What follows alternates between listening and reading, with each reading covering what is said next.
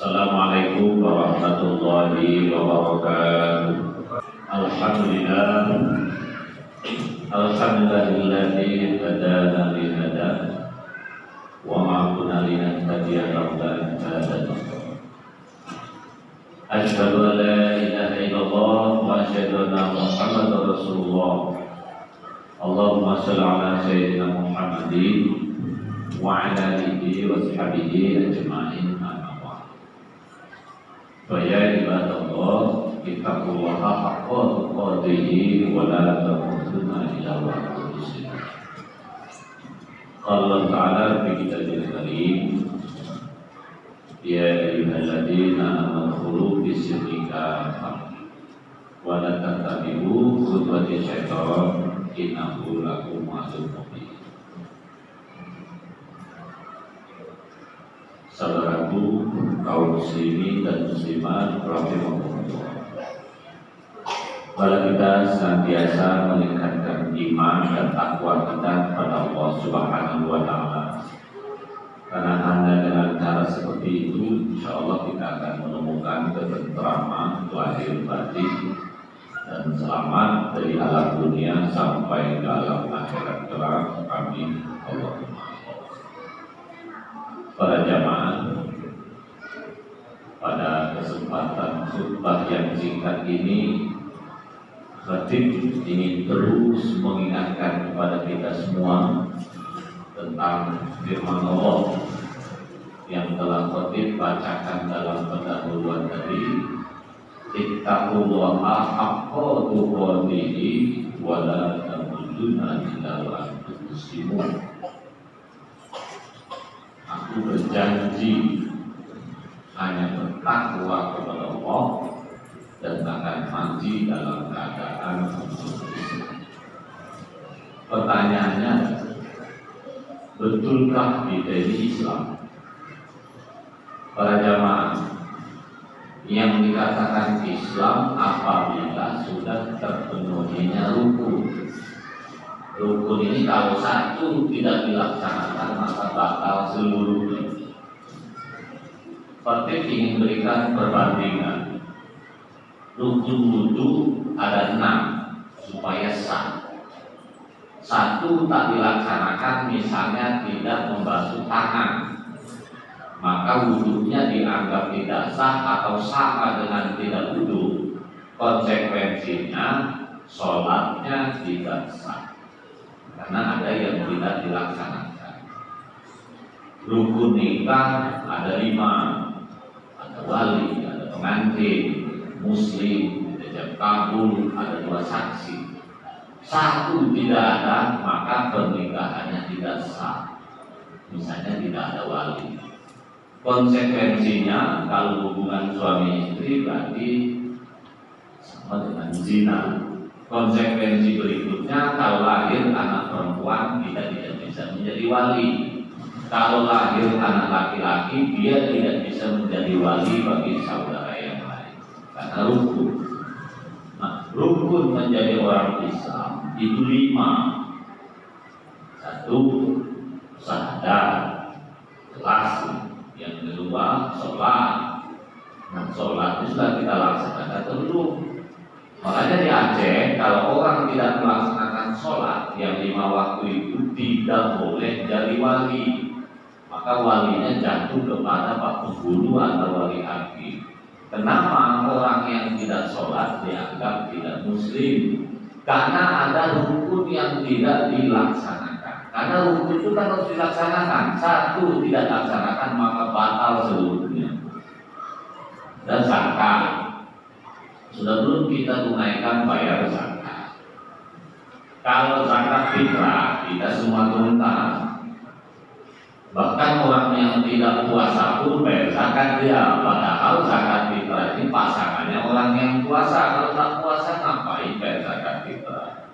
Kebetulan mungkin masjid kita ini sedang membangun, maka jangan lupa ada zakat mal yang harus kita bayar. Dan itu hukumnya wajib, dan membayar zakat mal bukan hanya Ramadan, kapan saja. Kalau kita gaji 5 juta, maka zakatnya itu 2,5% kali 5 juta, berarti 125.000 per gajian per orang.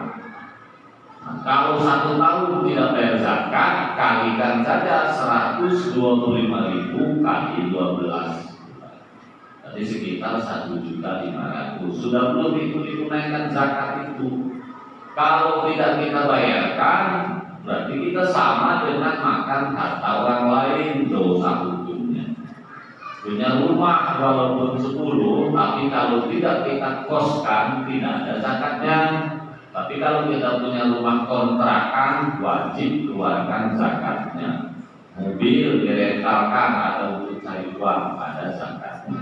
Sudah belum kita bayarkan, karena hukumnya zakat ini wajib. Kalau tidak dibayarkan, jangan ngaku muslim, karena rukun itu tidak dilaksanakan.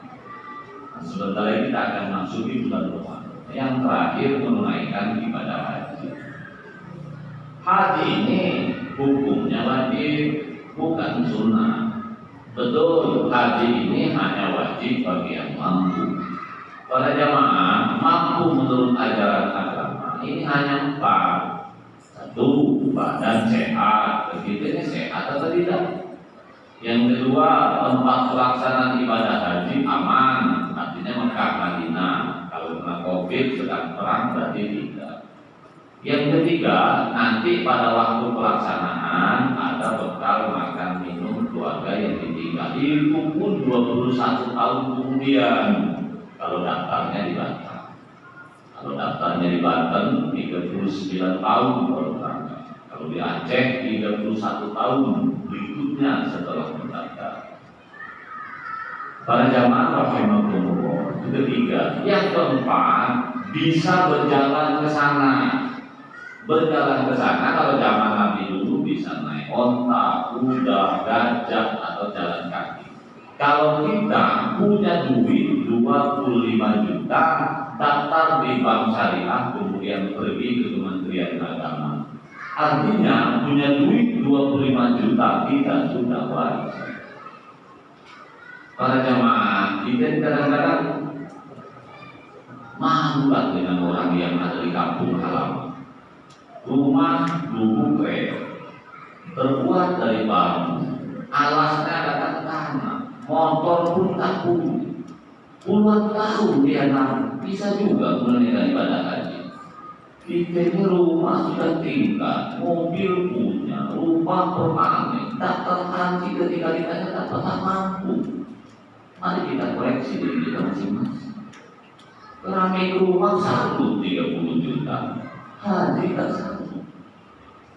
Ningkat dapur sampai 40 juta, haji tak bisa. Kredit mobil 50 juta sanggup kita, haji tidak bisa ini. Mari kita cek iman kita ini, sebenarnya kita ini beriman apa tidak. Kalau rumah kita masih dirugi, kalau kita dinasih misalnya di rumah masih kos, hanya 1 kamar, ada uang 25 juta, salah kalau daftar haji. Kenapa? Tidak wajib, karena kita tidak mampu. Tapi kita kalau punya rumah, walaupun RSS, ada duit 25 juta. Ini godaan muncul, ini kredit mobil dulu, apa haji dulu, keramik rumah dulu, atau haji dulu. Bagi orang yang cerdas, mestinya haji dulu. Toh daftar hari ini berangkat 21 tahun kemudian kalau daftarnya di Kota Batam. Apa jawaban kita di hadapan Allah nanti ketika ajal telah tiba? Wahai Tuhan, kenapa kau tak daftar haji? Apa yang kita jawab? Ya Allah, aku tidak mampu. Kita mobil punya. Wahai Tuhan, kenapa kata haji? Saya tidak mampu ya Allah. Rumah full keramik. Mari kita koreksi diri kita masing-masing. Haji dan hukumnya wajib. Para jamaah, banyak yang keliru di antara kita. Masjid kita ini kebetulan namanya Nurul Hijrah, artinya cahaya pindah. Kita ini hakikatnya hijrah. Dunia ini bukan kampung kita, ini hanya tempat merantau. Kampung kita di mana? Surga. Itulah tempat manusia diciptakan, ibu Hawa dengan ibu Adam. Cuman dia waktu itu dapat godaan makan buah ubi. Terpaksa kita merantau kalau jaga tren. Itu kan tempat kita. Suatu saat kita bakal balik kampung. Kampung kita itu surga. Tapi untuk menuju itu tidak gampang. Ingat dunia ini kata orang Jawa, mau numpang mampir mobil, sekedar numpang lewat saja. Sebentar kita mau. Oleh karena itu kita jangan sampai menumpuk-numpuk harta, terpedaya oleh kekayaan, tergoda dengan membesarkan anak, kita lupa diri kita ini siapa. Kan pulang. Khotib ingin mengajak kepada kita, ayo kita cerdas-cerdaslah memiliki harta. Khotib ingin berikan contoh begini. Banyak di antara kita salah menghitung harta biar ikut kita selamanya. Kita tidak usia paling lama 60 tahun. Kalau kita yang sudah usia 50 tahun, ketika kita memiliki harta, mestinya pastikan harta yang kita miliki itu mana yang ikut kita sebenarnya. Yang pasti ikut kita, yang diberikan kepada masjid ini 10 juta, itu pasti. Yang disumbangkan untuk panti asuhan pasti. Tapi kalau yang diberikan kepada anak, itu tidak ada jaminan. Lo mana dipondokkan ke pondok pesantren, tahfiz Quran puluhan tahun kita habiskan segalanya untuk anak. Anak belum tentu ingat kita pun. Kita jadilah orang yang cerdas. Yang pasti hidup kita itulah yang namanya amal jariah. Para jamaah, banyak yang lucu kadang-kadang kita ini. Anak 4, rumah harus punya 4 dulu. Kenapa? Katanya ini untuk anak ini untuk lengkap 4 semua. Para jamaah, kita di Kelantan dulu bawa kolor juga. Bisa juga punya rumah. Kenapa pula kita pusing-pusing memikirkan rumah untuk anak? Ingat, kewajiban orang tua terhadap anak menurut agama. 1, kalau anak laki-laki hanya sampai balik 15 tahun. Jadi kalau anak laki-laki sudah 15 tahun, hakikatnya kewajiban sudah putus. Terserah anak kita mau jadi apa, mau punya rumah, punya apa, itu urusan dia. Kita tak usah pusing-pusing. Kalau anak perempuan, dia batasnya sampai akad nikah. Itu menurut agama.